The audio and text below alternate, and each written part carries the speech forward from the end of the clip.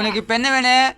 தக்காளி 4 kilo carrot போட்டிருந்தா நான் அதையே அதை கழட்டி கடையில் போட்டுட்டு இதை அரைப்பவுன்னு எடுத்தேன். ஆமா அரைப்பவுன்னு அரைப்பவுன்னு கொஞ்சம் கம்மியா இருக்கு. அவ்வளவு. உனக்கு என்ன வேணும்? தக்காளி 2 கிலோ, வெங்காயம் 4 கிலோ. சேலுவனாய் கடையில் போய் எடுத்து அவன் அப்பதான் புது பேய் மாதிரி உட்காந்து திங்குது வருவியா?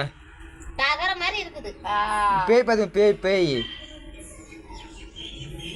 போட்டு பெருசா எடுத்துக்கலான்னு பாக்குறப்போ மாத்தி போட்டிருக்க மாதிரி இருக்குது.